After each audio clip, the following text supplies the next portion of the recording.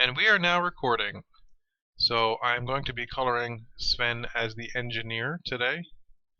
And he's going to be red and blue because the Team Fortress 2 characters have two different colors. Like I said, there's a red team and there's a blue team. I'm trying not to take this too seriously. I told my viewers, or my followers, whatever you want to call them, I told them that I was going to try and do this quickly because this is a video and I want to make sure that the video is not 20 minutes long. And if it's too long, then I will have to turn it into a time lapse and you won't get to hear any of the commentary. The commentary is not terribly important, but I just wanted to see how this came out and share it with you guys on the YouTubes. So right now all I'm doing is I'm filling in your basic Sven skin tone, which is this version's a little bit darker than the usual Sven color that I use, and the reason that is because the engineer in the game, his skin is a little bit more tan, but I didn't want to overdo it, so I'm just using a slightly darker version. And all I'm using is a paintbrush tool here now. It's a solid brush. And then we switch to a different color for his nose. I already had these colors pre-picked before we started. And there we go. So those are it. That's it. That's it for the actual skin tone of Sven. Now I have a picture saved of the engineers from the game, and you can see them here. And the reason I have these is just so I can use the exact colors from the game. So we're going to start with the red one. So we're going to steal the color from his shirt, and we're also going to steal the color from his helmet. So we go back into Sven, and the helmet, we're going to do that first. So we select as much of the helmet as we can with one click, and then we just kind of get a little bit, because you see my cross hatching, it kind of gets in the way.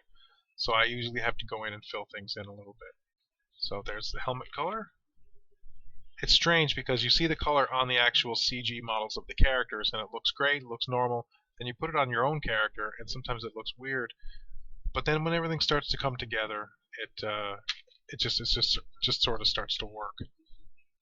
And we're going to go back down here now onto Sven's shirt, because his t-shirt or his work shirt that he's wearing above his coveralls is what the majority of the red is going to be. So I just select a few things there like that. And we're going to use our red, and we're going to go in, and you'll notice I didn't get very much that time, so I have to go in and fill it in. It's a tedious process sometimes, but it is what it is. The reason I'm doing this is because I would like to show people that this stuff doesn't just happen, that there's actual effort and time that has to go into all these drawings that you see me post every day.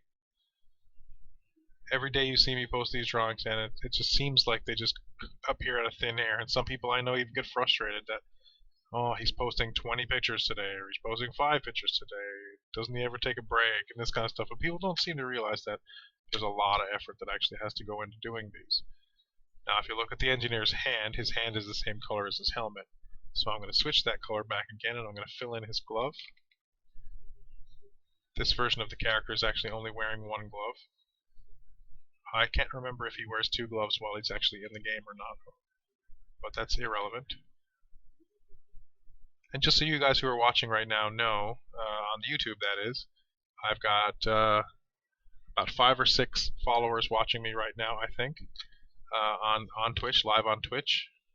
So if you guys don't follow me on Twitch and you're interested in coming in and watching me actually do this stuff live, I'd be more than happy to have you.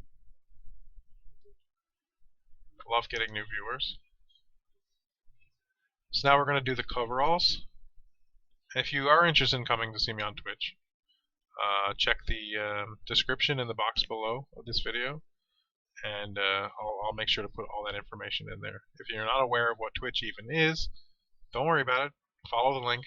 Come have a look. You don't have to sign up for it or anything like that. You do have to sign up if you want to get into the chat and things like that. But you can just come and check it out whenever I go live, and you can actually sit here and watch me do this stuff live like these guys are doing right now. I'd get them to say hi to you, but you wouldn't see it. Hey, followers, feel free to say hi to the YouTube people. They won't see it, but you will. Alright, so now his coveralls are going to be brownish. I think they're a little bit different with the blue version of this character. So you're going to see me do two different versions at once, more or less. I'm trying to do this as fast as possible without sacrificing detail or quality. So I'm trying my best to do this without mistakes, so I don't have to go back in afterwards and fix all this stuff up. So we're going to switch back because these knee pads are more of a dark orange, maybe a burnt umber, if you will. So I just select a little bit, and then I'll just fill it in really quickly. And any gaps that I missed, I'm going to zoom in now. I zoomed in way too far. And we're going to just fill them in like this. I've got the TV on in the background if you guys can hear some extra stuff. My apologies. Alright. Even though we technically have two channels right now on TV. Two whole channels. Living large. We've decided to cut our cable completely because we don't really watch TV anymore. And it's day 2 with no TV. It's been pretty interesting so far. Alright, so we're going to do his belt a little bit here now. And here we go. It's kind of hard for me to describe what the tools I'm using are when I do these things, because I'm trying to do them fast, so it's kind of hard to keep up. But the bulk of all the coloring is done with three simple tools. One is the magic wand tool, which it selects big open areas. So if I click the magic wand tool in his little tool belt here, this pouch, click, see, you can see there's a, you can't see it real well, but it selects, there you go. I just expanded it so you could see it better. It selects just that area. So now when I need to find out what that color is, I can go over to this picture here, select the color that I want to use, and come back over, and then use my paint bucket tool, which is the second tool I use the most. Click, and there it is. It's just that simple. And then you just clean it up a little bit. It's really quite simple how this stuff works. And then I like to go in, I look for these little white gaps, like up here in his shirt, you can see there's a little white gap here and here. I like to keep those filled, because those are details that the final image you may not see it, you may not, but I like to make sure that it's as clean as I can get it. And I'm going to make the straps behind his knee pads a brown color, because you can't really see those in the original image, so I'm just going to assume that they're going to be leathery. Like so. And his boots, I think his boots are just like a, yeah, they're just like a leathery brown, so I'm just going to steal that color again. A lot of the colors are very typical colors on this character in the main game, and that's kind of what's going to make or break this picture, is to make sure that everything is authentic as possible. So these pictures of Sven are more or less his version of cosplay, because I can't actually put him in these costumes in real life, but people like to see him in different costumes, so this is the closest I can get to that. So now we're going to look at this other picture again, and we see the rivets are gray, silver gray. So I'm just going to pick a random gray thing, because authenticity is important, but it's not key. It's not going to. No one's going to look at the rivets and say those rivets look wrong. I mean, someone might, but you know, that person's a jerk.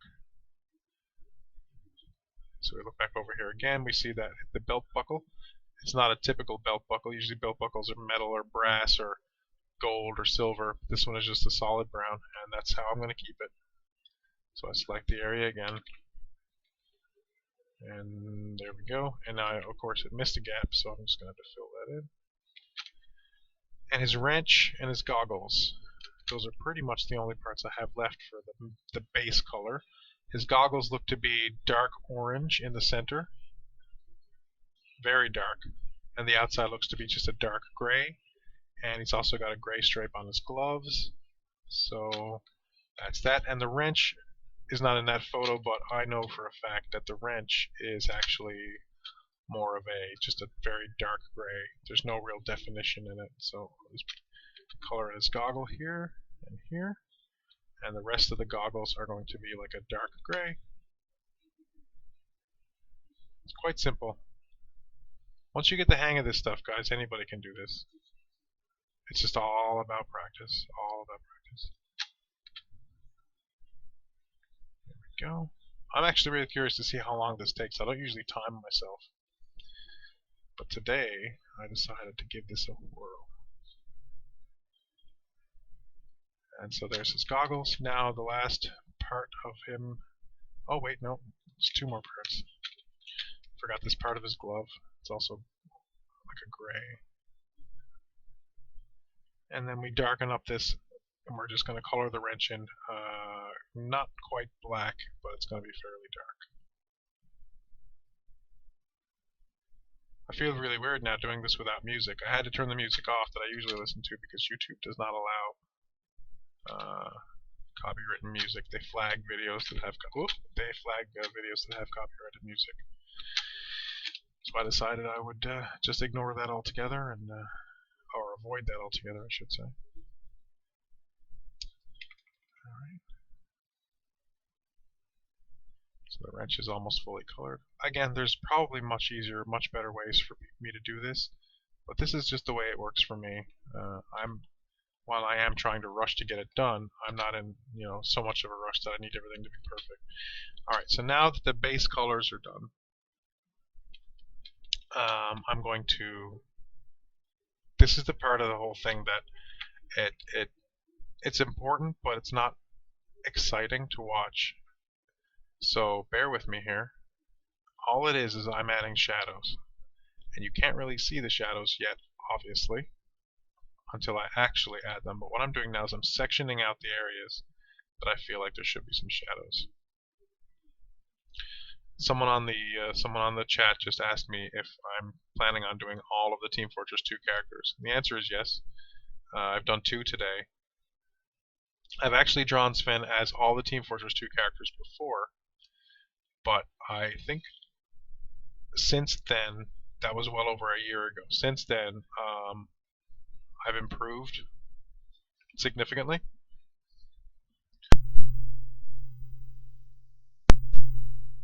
Yeah, I've improved significantly, so I decided that I would come back and do it again and do them a little more efficiently and a little more, just do a better job with it.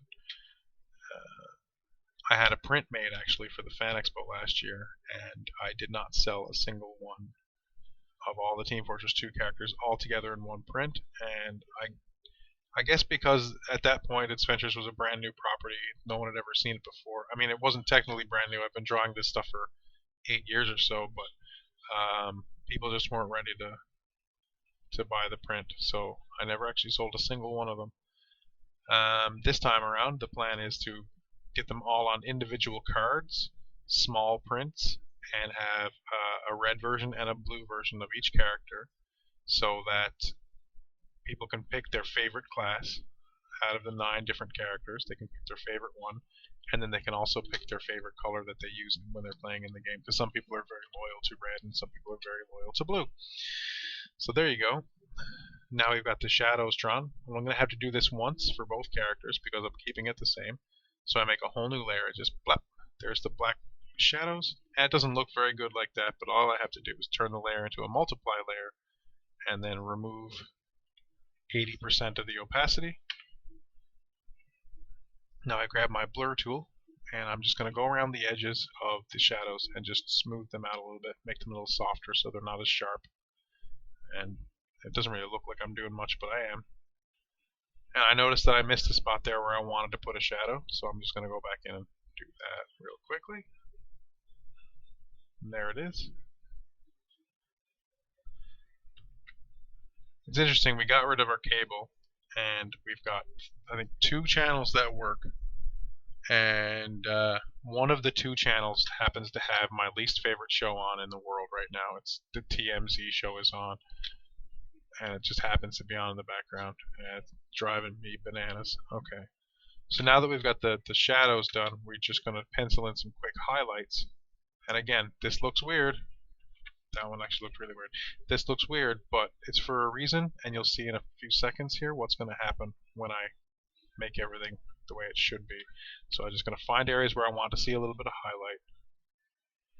I don't worry too much about the light source or which direction the light's coming, just as long as it looks good. So I'm just going to pick all the areas that have a nice edge that don't already have a shadow on them, and I just kind of go on the opposite side and add a little bit of light. Alright, a little bit up here, a little bit up here, and then we change that layer to, instead of a multiply layer, it's going to be an overlay layer. So now we can still see the colors through the shadows. And I turn that down to about 80%. And then I go in with my blur tool, and I just start to smudge that stuff a little bit so it softens it up. And there you go. Now usually if I wasn't doing two separate colors, my last step would be the step I'm doing now. But this won't be the last step this time. I have this watercolor texture that I've put together, and I copy this and I paste it over the top, and this time I'm going to just flip it a little bit here. Nope, didn't mean to do that. Hold on, I flipped it the wrong way. There we go. And I'm going to just bring that up over here, and I'm going to make it fill the page with it, like so. And then we turn that into a multiply layer, like so. And then you see now Sven's got some texture on him. I turn that down to about a 70%, and then I select everything outside of his body, because I'm going to get rid of all the excess. Select. Alright, and then we go back to that layer, just delete everything that we don't need. And now I like to clean it up a little bit by erasing away just a little bit of it, because it's a little strong in certain areas. Whoop. Sorry about that. And I'm just going to erase a little bit of the strong areas here, like stuff on his face. It doesn't need to be that dirty. But his shirt and his overalls and things like that, they're fine to be really dirty, because he's an engineer anyway. And there you have it. Just like that, the red engineer is finished. So I'm going to save that real quickly here. We're well over halfway done. Even though I still have a full character to do, we're well over halfway done. So Team Fortress 2, Engineer, Red. Now in order to make the blue one, this part's easy peasy. So I go back over to my engineer drawing just to get the colors I need. And we're going to start with the typical blue, and we're going to also use the blue overalls. So we go back into our guy. We're going to zoom back out, and I can select just the red of his shirt. And that's the only part of him that's red. And then all I have to do is this. And now it's blue. And then we're going to go do the same thing with his overalls. Select everything at once, and I'll get the other blue that I need. And boom. Just like that. See how easy that was? Now my only problem that I had is, just because of the way that did it, his boots got covered as well. So I have to recolor his boots. But that's only going to take a second. Or a few seconds, I should say. There we go. And because I'm being picky, I also noticed that his belt changed color. So I'm going to go all the way back. This is an unforeseen thing that I have to worry about here now. So we're going to fix this. We're going to encounter this problem head on, deal with it. Okay, so I've selected the colors all around. Now there's certain things that are in here that shouldn't be. They're not, the colors aren't supposed to change. So I actually have to trace around them to exclude them. So we're going to do that. So this belt thing here, and this belt buckle, and the belt itself. So there we go. And we'll do the same thing with his boots. Booty boots.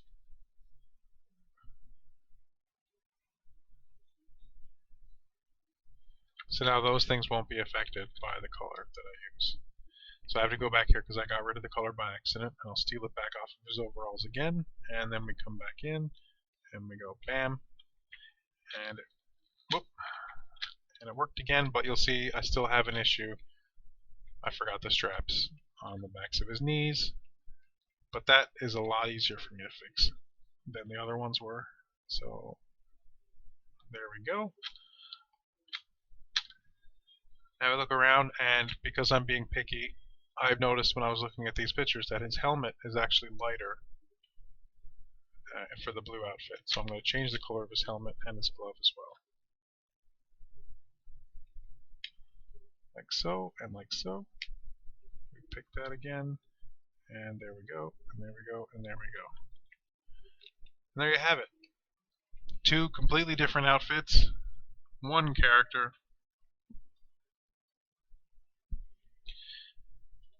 and that's all she wrote. So thank you for watching, my YouTube viewers, and I'm going to stop the recording, and I'll see you next time.